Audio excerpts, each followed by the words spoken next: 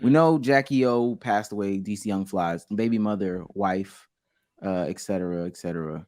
She passed away from the mommy makeover. B Simone had something interesting to say / do. So on her page, she was grieving. She was talking about her friendship with her, posted a bunch of pictures, went on a long story posting about her. And then at the end of the story, she says, if you're not on my close friends, you're not going to see much of my life during this time, during the grieving process. Close friends, I love you. Thank you for being a safe space. Join my close friends now. So in order to join your close friends, you have to pay a fee. You have to pay a fee to get into her close friends. Once you pay that fee, you will have access to her close friends. Now, the caveat I will give you all, she's been doing this.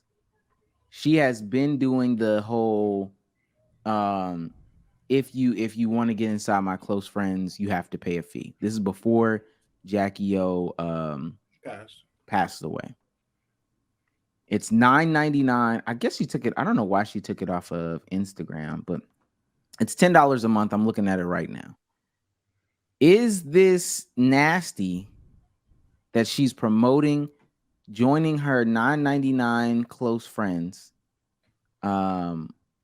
You know, in order to see her grieve over her friend. Is that nasty? Yes, 100%. I believe it's nasty. 110%. Yeah, that's an interesting choice. The same way my angle is how is it not nasty at this point? Well, somebody says that you just because Jackie O passed away doesn't mean that her bill stopped. She still has to pay something. She still has, family to feed. She still has her own shit to do. Like she has to pay. 80% Kira. It's not a good reason.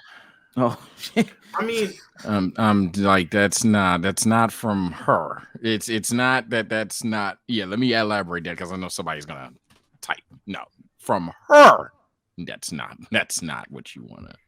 It's not what you want to hear. This lady must not watch YouTube, because if that's the case, all YouTubers, when they're talking about somebody who passed or talking about some serious situation, they'll leave the video monetized, right? Wrong. Niggas, it's a known common rule in the YouTube community. You're gonna do a video about something controversial, something catastrophic, some tragedy, you don't monetize the video. When niggas see somebody profiting off someone's sadness, sorrow, tragedy, or whatever, misfortune, niggas cause an uproar. Nigga, that's kind of crazy. What was it? The after they're gone, before the fame and after they're gone guy. Wasn't that a big problem with him and his channel? When niggas would die, he would just post that shit within 72 hours or 24 hours, fully monetized with flight levels of fucking ads on him. Like, and that was a problem with I forgot what it was. Someone did that with Kobe. Someone did that shit with Kobe. I just brought that up. Flight Mike. I gave a lot of flack to Flight Mike for doing that in the first So, not even 24 hours, like the first couple hours of everything being released. He released like a very rushed video, all monetized, and shit was just nasty though, with like fake footage or some shit. Then unmonetized it after it had like 1 million views or some shit. It was crazy. Fake footage is wild. That's insane. I need to look. Maybe I might be wrong on that, but no, I just don't have to look into it. We're gonna take it. Fake footage. Might say Flight might use fake footage. It sounds right, but it sounds right. But no, in a situation like that, especially when you're advertising it as to all the people that want to see the grieving process or want to grieve with me or whatever she did say, because B Simone is a clown. We've been said that when she said she doesn't take a shower but once a week or whatever the case was. Yeah. You use the situation to not. I understand you got bills, bitch. I thought you was this entrepreneur that sold remade books and all this other shit, and you had all this other shit going on. Why do you need this little $9.99 for people trying to grieve a death with you? That's fucking disgusting. Yeah, I think again, it's how messages are perceived. You can make a GoFundMe for the woman, and everything that you are trying to accomplish is done, and at the same time it's not disrespectful. But when you have essentially put a paywall on grief, it comes off as you are now attending to provide content. And I'm not accusing you of doing that, because you know that woman way more than obviously I or anybody in the chat ever would. But I'm just saying, in terms of public perception, that's not a good look. So it's easy to just say you got a problem with it, and I actually do, because it just, even on the best day, and this was just a common mistake, it's just irresponsible. So yeah. So, yeah, so my follow up is, because I think that this is a chicken and egg situation. Did you? How did you get that from what I have behind me? That's so crazy.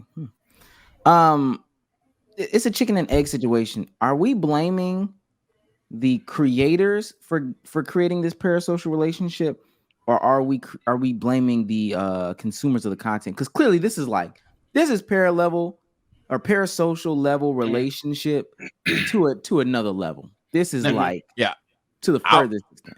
I'll go first because it's gonna sound hypocritical. I actually, at most of the time, I'm for donating to your streamer, for following your favorite guy, taking pictures, all that shit. I think this is a line. I think this is definitely a line. Wanting to see someone grieve is weird. Like, I had no desire. Like, Kobe Bryant was my favorite celebrity that passed.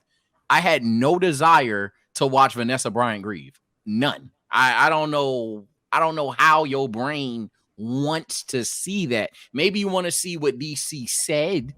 That's fine, but I don't think nobody wants to see DC walk up to a casket and cry. Like, that's weird. Like, why do you want to? Well, they did. Surprised. I'm not saying. I'm not saying. Yeah, you're right, because people apparently have think pieces on it. That was going to be on my original hot take of the day, but I figured I would just talk about it on my own channel. But it's so.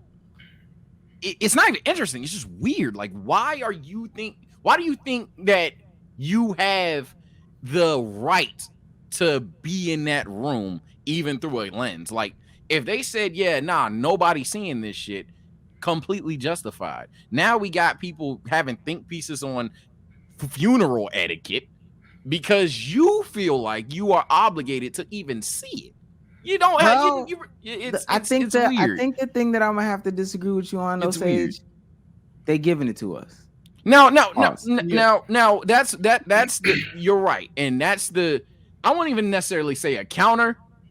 It's just that it's not all one thing. I've never been on 99.9% of the takes 100% on one side. At the end of the day, if you're going to put up said paywall, at the end of the day, if you're going to film said funeral, you are giving that access. So you cannot then be like, if I was B. Simone right now, I have no right to say what I'm saying. But as a person from the outside looking in, oh, no, them niggas is weird for even trying to see the shit. But you're also interesting at best for putting a paywall on it. I would say my whole thing is, it definitely depends on what kind of creator you are, or the creator. If you are a creator that literally you are known for putting your entire life on the internet, you have no problem, or had no problem in the past, putting every moment of your life out there on the internet, then I'm not going to get mad at your fans for wanting to see every part of your life. That's what they sub to you for. You have those type of people, that kind of demographic, because that's the type of creator you are. You put your life out there. But if you are a creator who draw those lines, like, okay, I have my content side, my professional life, and I have my private life, which plenty of creators do. They draw that line clear in the sand. Like, look, there's some things I'm keeping off the internet. I'm keeping private. I'm not going to let y'all have access to. Then you reserve the right to keep that privacy. I don't know if you can be a creator that just give these people all this type of access to your life, your entire online life, or your whole online career, whatever it is, and you build this fan base up with that kind of persona, and then you just, even though technically you have a right to, I'm not going to tell anybody they don't have a right to their privacy, you have a right to eventually be like, yo, look, I want this level of privacy. Just understand, I do think that comes with a level of pushback from your fans. I feel like your fans deserve a level of pushback from that, because you built your audience off of giving them full access to you, and you haven't had an issue with that before. But if you've drawn lines, if you always kept some privacy, you reserve the right to keep some level of privacy. Excuse me. I just feel like if the whole conversation is around, like, is social media to blame, I feel like as creators there are certain unspoken rules that we just abide by. I think one of them is monetizing death. Another one would be like copyright striking people for like reaction content and shit like that. A lot of people view that as like lame as fuck. I just think this is one of those cases. Like, yo, understand, your whole thing is letting people into your world, but at the same token, you got to draw that line at monetizing another person's death. Yeah. So well, but I think the difference is, like, you came up You're an old head. That You came up in a different era of content creation. It wasn't what it was today. When did B Simone come up? I think you were creating content before Be You were. Simone. Yeah. Damn. At I least started seriously like 2017. I know for a fact she's. Well, actually, I don't know when she started. I know when she blew up. I know when she blew up, and it was definitely after 2017. But I don't know. But when unless she literally blew up in like I don't know 2021. I feel like we're all still in the same. Yeah, I think she's era. relative to Bezos in terms of content. But even and then I'll say this too, and then it's different. It's a different demographic or different side of the internet too. So that high key that's that side that I was like in the midst of tonight. So you got to do anything and everything that will keep you relevant. And if that means putting your grief behind the paywall, if that means, which, people, I understand why they live streamed it. Some people didn't. If that means live streaming the funeral of my wife or my friend or whatever, if that means me getting on camera, crying on camera, if that means me breaking up on camera, they be doing that sometimes. Oh, we broke up. Or they sit down together on a couch. He cheated. Fredo. I'm sorry. She wants a divorce, like sitting on a couch. Some people do that. You talk about unspoken rules, maybe on your side of the internet, but people be doing that. And on that side of her internet, is that normal? Yes, I would say yes.